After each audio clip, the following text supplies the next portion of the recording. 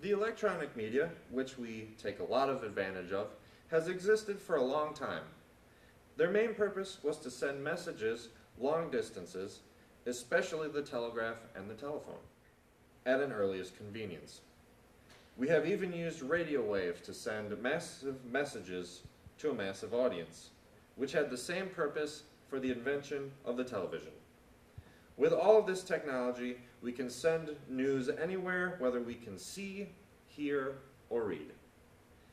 Even for the internet, it all began as a computing network system until the whole world demanded it, until we found out how to make this an international multimedia.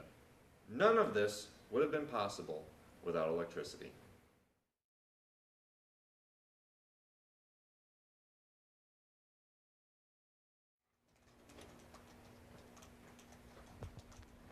Professor Schoonrod, Yes, Landon.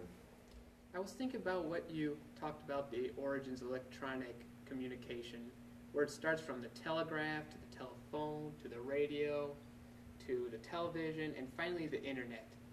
I even heard about how it went from analog to digital. But do you know how it works? Do you know how we can hear sounds and see images from these little devices? Well, I'm not an electrical engineer, but I see how the telephone basically worked.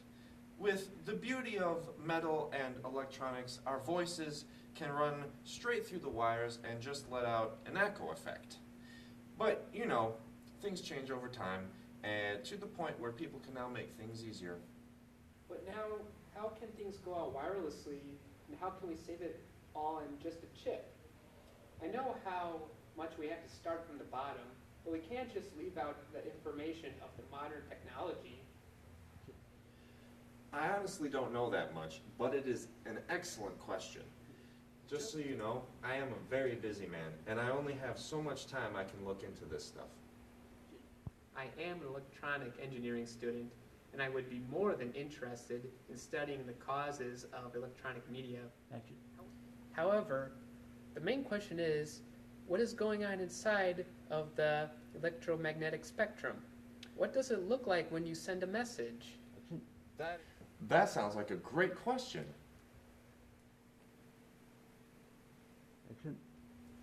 Good luck.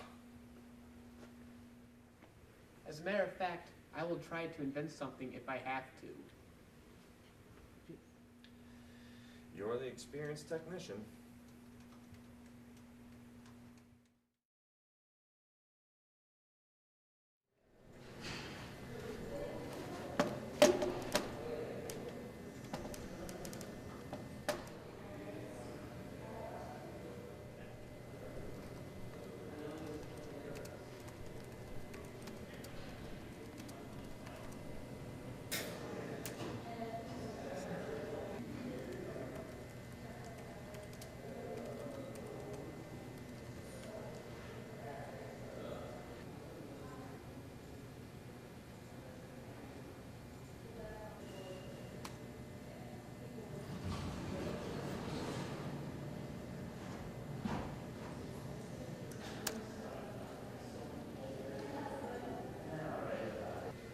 Inventing the telephone and television must have been a lot of work. But what about the digital era?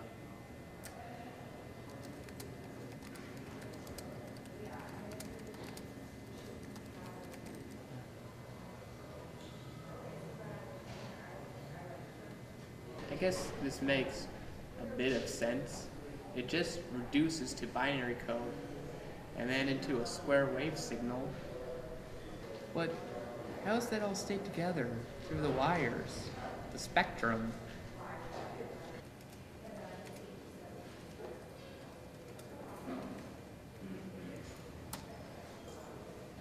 I guess I'm stuck.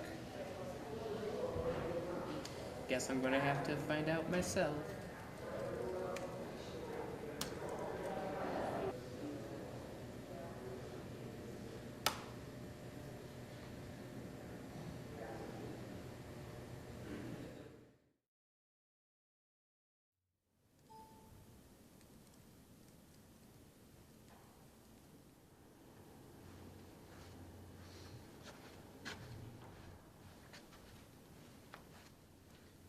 You wanted me to meet you here, Professor? I did. What's up? You won't believe what I came across in my free time from playing video games and listening to dubstep. You remember those cheesy sound effects we had back in the day? Yeah. Well, here's what I remember from an old video game.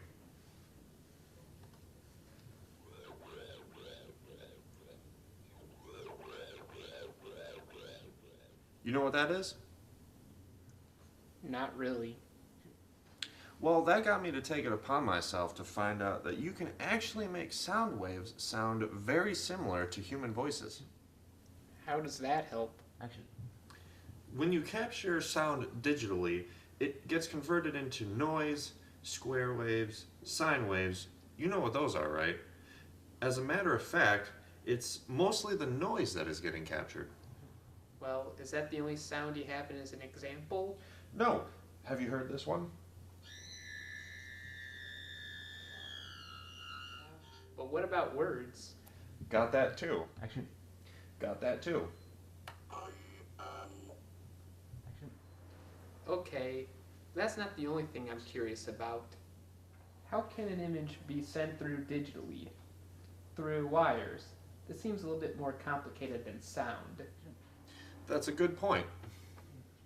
Did I mention that I was just making progress with studying of what's going on inside the electromagnetics? Oh, are you? I just started laying out procedures on how to stop a message within the media source before it gets to the receiver using the major source of media, the internet. Cool. I'd like to hear what you accomplish.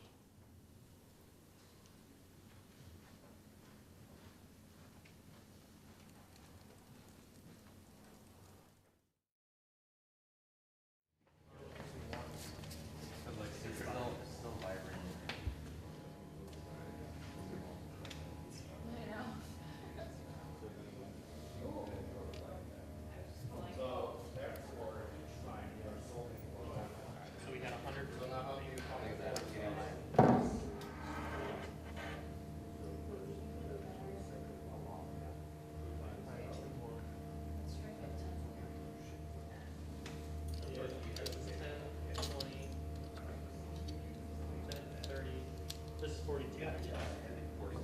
42. Pounds is too much. Wait, 6'9". how is it supposed to detect a signal? Why am I even going wireless?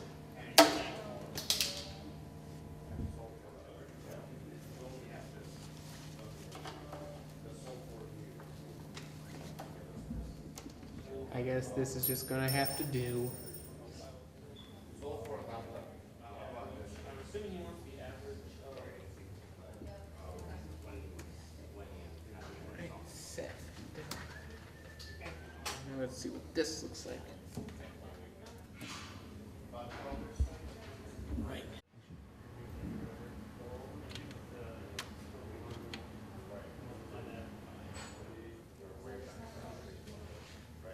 Yeah.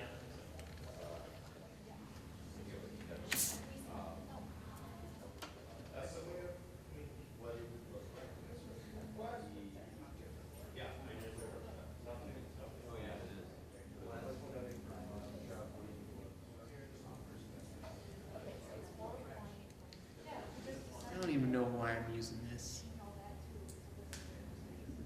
I don't want to know what the binary code is. I just want to know what's going on inside the spectrum.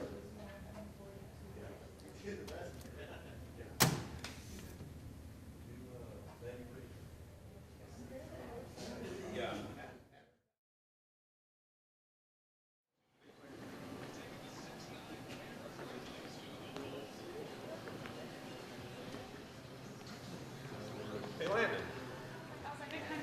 Hey, Landon. What's up? How are things going for you? Not too well. I'm stuck. I'm thinking about just giving up. Hey, you don't have to do this. People reach a state of hopelessness all the time. I think at some point you just need to take a break from it. I think there comes a time when people just need to take a break from it. I think that's what the problem is. I have a lot of things to do myself. I didn't really plan on taking the time to do this.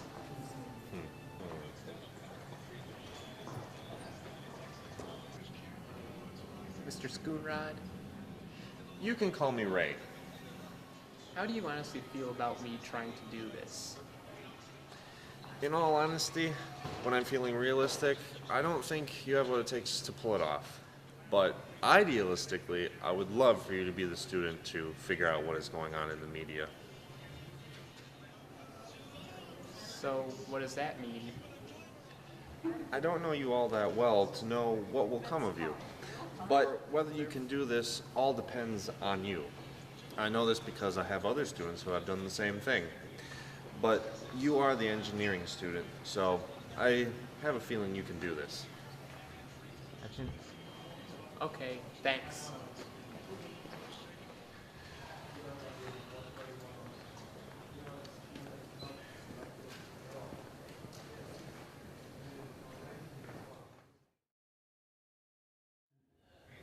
Maybe Ray's got a point.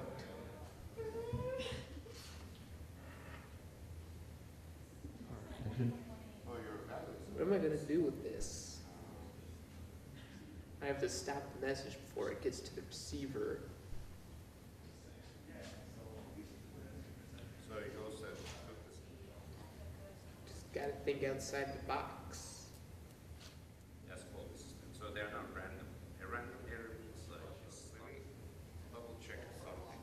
So if you, so Rachel, you can Got it.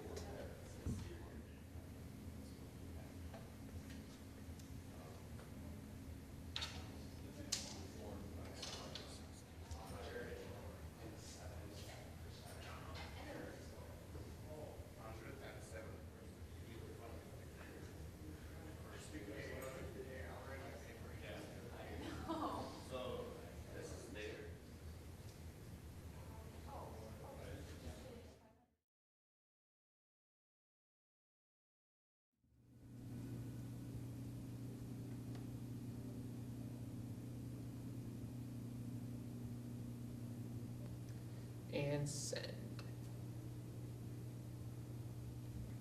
Perfect.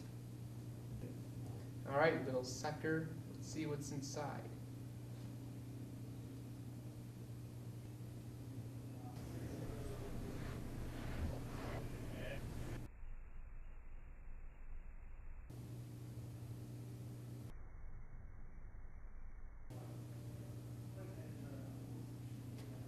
This all makes sense now. The spectrum is an alternate reality.